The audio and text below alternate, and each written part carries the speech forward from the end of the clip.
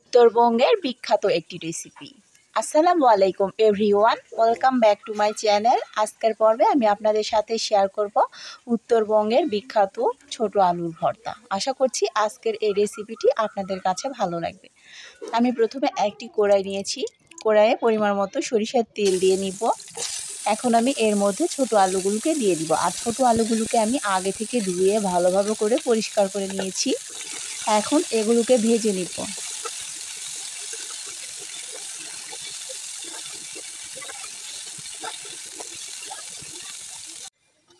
এখন আমি ঢাকনা দিয়ে ঢেকে 2 মিনিটের জন্য রান্না করে নিব।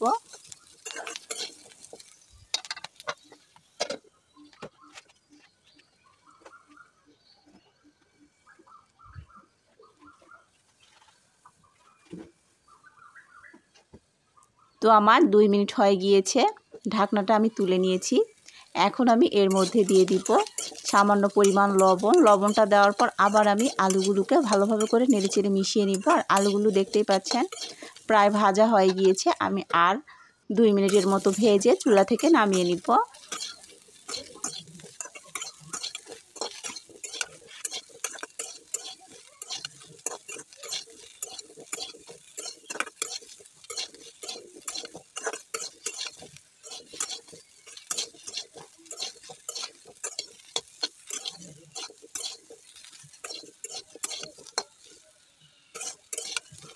তো দেখতেই পাচ্ছেন আলুগুলো ভাজা হয়ে গিয়েছে।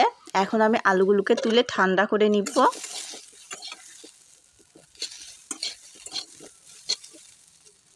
আমি এখন একই কড়াইয়ে দিয়ে দিব পেঁয়াজ কুচি,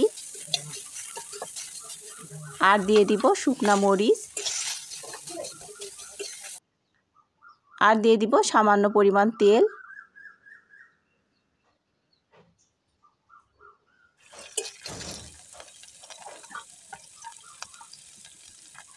আর দিব রসুন। এখন আমি এগুলোকে খুব ভালোভাবে করে ভেজে নিব।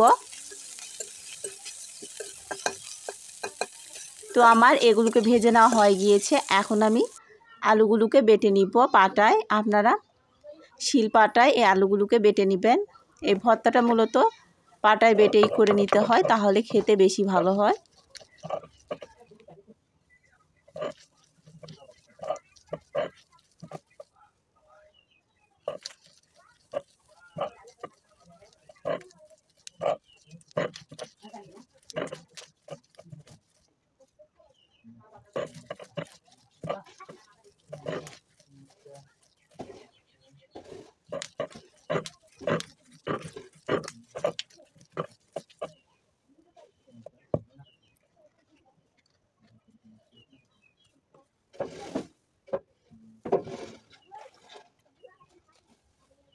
এখন আমি ভেজে রাখা পেঁয়াজ, রসুন আর শুকনা মরিচটাকে আলুর সঙ্গে ভালোভাবে করে বেটে নিব। তো আমার বেটে নেওয়া হয়ে গিয়েছে। এখন আমি এর মধ্যে সামান্য পরিমাণ লবণ আর দিয়ে দিব সরিষার তেল।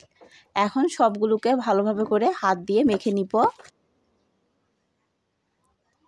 তো আমার ভর্তাটি তৈরি হয়ে গিয়েছে। আশা করছি আজকের এই রেসিপিটি আপনাদের কাছে ভালো লেগেছে। ভালো লেগে থাকলে বাসায় অবশ্যই এইভাবে একবার তৈরি করে খেয়ে দেখবেন।